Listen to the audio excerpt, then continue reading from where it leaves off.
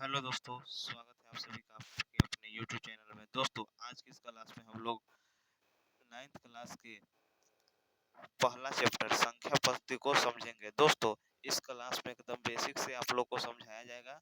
चाहे आपको कुछ भी नहीं आता है फिर भी ये क्लास आपको समझ आएगा। आप अगर इस चैनल पर नए हो तो वीडियो को एक लाइक कर दीजिएगा और चैनल को सब्सक्राइब कर लीजिएगा ताकि इस तरह के वीडियो आप तक पहुंचते रहे। चलिए दोस्तों, तो आज की क्लास को बिना समय को वेस्ट किए स्टार्ट करते हैं। देखिए दोस्तों, संख्या पद्धति में हमें सबसे पहले जानना है प्राकृत संख्या। प्राकृत संख्या दोस्तों, प्राकृत संख्या का मतलब क्या हुआ? गिनती की संख्या को प्राकृत संख्या कहते हैं। गिनती वाला जो संख्या होता है, गिनती की संख्या जहाँ से स्टार्ट होता है उस संख्या को प्राकृत संख्या कहते हैं। जैसे में एक हो गया, दो, तीन, चार, पाँच, डॉट डॉट डॉट, इनफाइनाइट, अनंत तक, ये सभी संख्या हमारा प्राकृत संख्या कहलाएगा। दोस्तों, भागिएगा नहीं, वीडियो को बिना स्किप किए पूरा देखिएगा। उसके बाद आप लोग को संख्या पद्धति से एक भी क्वेश्चन नहीं छूटेगा, चाहे वो ऑब्जेक्टिव हो या सब्जेक्टिव हो। तो हमारा प्राकृत संख्या, गिनती की संख्या को प्राकृत संख्या कहते हैं। और गिनती हमारा स्टार्ट होता है 1 2 3 4 5, ऐसे डॉट डॉट डॉट अनंत तक ये जाएगा। ये हमारा प्राकृत संख्या हुआ। गिनती वाले सभी संख्या को हम लोग प्राकृत संख्या कहेंगे दोस्तों। और दूसरा देखिए हमारा क्या संख्या है, पूर्ण संख्या। पूर्ण संख्या हम किसको बोलेंगे कि प्राकृत संख्या के पहले शून्य लगा देने से पूर्ण संख्या प्राप्त होता है। दोस्तों, प्राकृत संख्या किसे कहते हैं? प्राकृत संख्या ये है 1 2 3 4 डॉट डॉट डॉट। तो वही लिखाया गया है कि प्राकृत संख्या के पहले, मतलब ये पूरा प्राकृत संख्या है, इसका पहले शून्य लगा देने से, इसके पहले अगर शून्य हम लोग लगा दिए तो वो संख्या हमारा पूर्ण संख्या कहलाएगा। जैसे में देखिए, प्राकृत संख्या अभी बताए थे कि गिनती की संख्या को प्राकृत संख्या कहते हैं।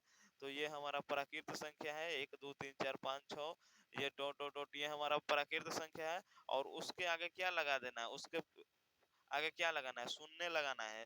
तो शून्य लगा देंगे तो ये हमारा पूर्ण संख्या हो गया। दोस्तों, आशा करते हैं पूर्ण संख्या आपको समझ आया होगा। देखिए, पूर्ण संख्या प्राकृत संख्या के सदस्य में खाली जीरो लगा देंगे पहले तो पूर्ण संख्या। अब सम संख्या, सम संख्या में है, अब देखिए सम संख्या, सम संख्या हम लोग किसे कहेंगे? देखिए, सम संख्या वैसा संख्या जो 2 से विभाजित हो उसे सम संख्या कहते हैं। दोस्तों, सम संख्या कहने का मतलब जो संख्या हमें 2 से भाग देने पर पूरा पूरा कट जाता है, मतलब पूर्णतः विभाजित होता है, उसे हम सम संख्या कहते हैं। जैसे में सम संख्या का एग्जांपल हो जाएगा, जैसे में 2 4 6 8 10, ये होगा। सम संख्या का मतलब हुआ कि सम संख्या का मतलब होगा कि वैसा संख्या जो 2 से विभाजित हो, 2 से जो संख्या विभाजित होगा उसको हम सम संख्या कहेंगे। चलिए, अब विषम संख्या को समझते हैं। विषम संख्या दोस्तों वैसा संख्या जो 2 से 2 से विभाजित नहीं हो उसे विषम संख्या कहते हैं। जो संख्या 2 से विभाजित नहीं होगा उसे विषम संख्या बोलेंगे। दोस्तों, संख्या से रिलेटेड आप लोग को हर प्रॉब्लम का समाधान इस वीडियो में आप लोग को हो जाएगा। देखिए, वैसा संख्या जो 2 से विभाजित नहीं है, जो संख्या 2 से नहीं कटेगा, उस संख्या को हम विषम संख्या कहेंगे।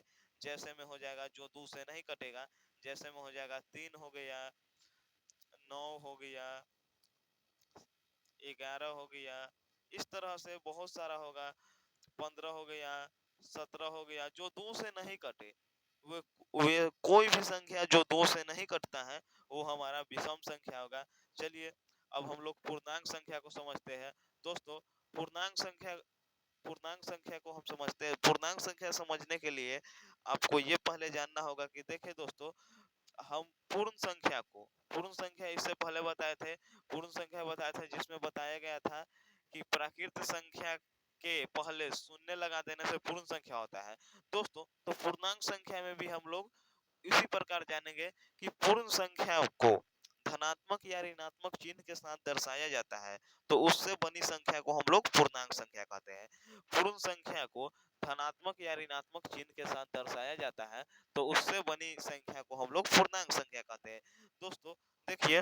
ये हमारा पूर्ण संख्या है, ये हमारा पूर्ण संख्या है और ये भी हमारा पूर्ण संख्या है, लेकिन धनात्मक या ऋणात्मक चिन्ह, ये धनात्मक चिन्ह के साथ है और ये ऋणात्मक चिन्ह के साथ है। तो हमारा ये पूर्णांक है, इंटीजर है। तो पूर्णांक का डिफिनेशन होगा कि पूर्ण संख्या को धनात्मक या ऋणात्मक चिन्ह के साथ दिखाया जाता है तो उससे बनी संख्या को हम लोग पूर्णांक संख्या कहते हैं। अब देखिए दोस्तों, पूर्णांक हमारा दो प्रकार का होता है। जो हमारा ये इंटीजर है, पूर्णांक है, ये हमारा दो प्रकार के होता है। एक होता है धनात्मक पूर्णांक और दूसरा होता है ऋणात्मक पूर्णांक। तो देखिए, पूर्णांक संख्या दो प्रकार के होते हैं। पूर्णांक संख्या हमारा दो प्रकार के होता है, एक होता है धनात्मक पूर्णांक और एक ऋणात्मक पूर्णांक। दोस्तों, अगर पूर्ण संख्या को हम प्लस वाले चिन्ह के साथ दर्शाएंगे तो वो हमारा धनात्मक पूर्णांक होगा और पूर्ण संख्या को हम ऋणात्मक चिन्ह के साथ दर्शाएंगे तो वो हमारा ऋणात्मक पूर्णांक होगा। देखिए, और पूर्ण संख्या का जो हम स्ट्रक्चर आप लोग को दिखाए थे, देखिए देखिए पूर्णांक संख्या का क्या था। ये इधर पूर्ण संख्या को हम धनात्मक चिन्ह के साथ दिखाया रहे हैं, तो ये 2 3 4 ये हमारा धनात्मक पूर्णांक में है और ये -1 -2 -3 -4 -5 जो है ये हमारा ऋणात्मक पूर्णांक में है। दोस्तों, तो वही है धनात्मक और ऋणात्मक पूर्णांक। देखिए, अगला हमारा है अभाज्य संख्या। अभाज्य संख्या हम लोग समझते हैं। अभाज्य संख्या से हमेशा आप लोग को एक या दो ऑब्जेक्टिव देखने को मिलता है। देखिए, अब अभाज्य संख्या किसे हम बोलेंगे, वैसा संख्या जो एक और स्वयं के अलावा किसी दूसरे संख्या से विभाजित नहीं हो उसे अभाज्य संख्या कहते हैं। दोस्तों, एक और स्वयं स्वयं और एक के अलावा किसी अन्य संख्या से विभाजित नहीं रहेगा तो वह संख्या हमारा भाज्य संख्या कहलाएगा। जैसे में देखिए, 2 हो गया, ये एक से विभाजित होगा और स्वयं 2 से विभाजित होगा, इसके अलावा ये किसी से विभाजित नहीं होगा। 3 हो गया, 5 हो गया, 7 हो गया, 7 11 हो गया। ये सभी हमारा अभाज्य संख्या होगा क्योंकि ये स्वयं और एक के अलावा किसी अन्य संख्या से विभाजित नहीं होगा। दोस्तों, अगर आप लोग से पूछा जाए कि सबसे छोटी अभाज्य संख्या, तो दोस्तों सबसे छोटी अभाज्य संख्या हमारा 2 होगा। और देखिए दोस्तों, अब परिमेय संख्या को समझते हैं, जो कि बहुत इंपॉर्टेंट परिभाषा है परिमेय संख्या को समझना। देखिए, परिमेय संख्या वैसा संख्या है जिसे p बटा q के रूप में लिखा जा सके जहां p और q कोई पूर्णांक हो और q इज नॉट इक्वल 0 हो, उसे परिमेय संख्या कहते हैं। दोस्तों, परिमेय संख्या हम किसे कहेंगे, जहां p और q दोनों पूर्णांक होना चाहिए, इंटीजर होना चाहिए दोनों, और q इज नॉट इक्वल 0 हो।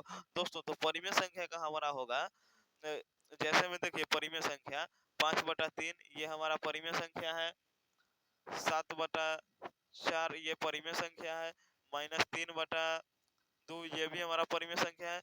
p और q कोई पूर्णांक होना चाहिए, या धनात्मक पूर्णांक हो या ऋणात्मक पूर्णांक हो, उससे मतलब नहीं है। p और q को केवल पूर्णांक होना चाहिए। ये हमारा सभी है परिमेय संख्या। 16 ये परिमेय संख्या है, √81 ये परिमेय संख्या है। ये सभी हमारा परिमेय संख्या। चलिए अब अपरिमेय संख्या को समझते हैं। अपरिमेय संख्या किसे कहते हैं, देखिए दोस्तों, अपरिमेय संख्या को हम समझते हैं। दोस्तों, इससे रिलेटेड आप लोग को क्वेश्चन पूछा जाता है कि प्रत्येक परिमेय संख्या एक अभाज्य संख्या है, प्रत्येक अपरिमेय संख्या एक परिमेय संख्या है, ऐसे करके। तो इसका भी वीडियो आप लोग को जल्द ही प्रोवाइड, इसके बाद वही वीडियो बनेगा जिसमें काफी सारे स्टूडेंट को परेशानी की सामना करना पड़ता है। तो वैसे वैसे परेशानी को दूर करने के लिए एक वीडियो अलग से बनाया जाएगा। देखिए, अब हमारा अपरिमेय संख्या है। अपरिमेय संख्या हम किसे कहेंगे, देखिए देखिए अपरिमेय संख्या वैसा संख्या जिसे p बटा q के रूप में नहीं लिखा जा सके, जहां p और q कोई पूर्णांक नहीं हो और q इज नॉट इक्वल 0 हो, उसे परिमेय संख्या कहते हैं। दोस्तों, इसमें बोला है कि p और q कोई पूर्णांक नहीं होना चाहिए। पूर्णांक तो दो ही प्रकार का होता है, एगो धनात्मक होता है और एक ऋणात्मक होता है। तो देखिए, जैसे में होगा p और q कोई पूर्णांक नहीं होना है तो हम पूर्णांक नहीं देंगे, √12 दे देते हैं। ये हमारा हो गया अपरिमेय संख्या। पाई हमारा एक अपरिमेय संख्या है। फिर हमारा √3/2 ये अपरिमेय संख्या हुआ, क्योंकि ये हमारा पूर्णांक है लेकिन ये पूर्णांक नहीं है, तो ये हमारा अपरिमेय संख्या होगा। p और q कोई पूर्णांक नहीं होना चाहिए और यहाँ पे पूर्णांक है, लेकिन ये पूर्णांक नहीं है, तो ये हमारा होगा अपरिमेय संख्या। अब देखिए रूट 15, ये भी हमारा अपरिमेय संख्या होगा। दोस्तों जो संख्या पद्धति आपको समझ आ गया होगा, आशा करते हैं कि आप लोग को संख्या पद्धति अच्छी तरह से समझ में आ गया होगा। तो चलिए, तो नेक्स्ट वीडियो में मिलते हैं, तब तक के लिए thank you, best of luck.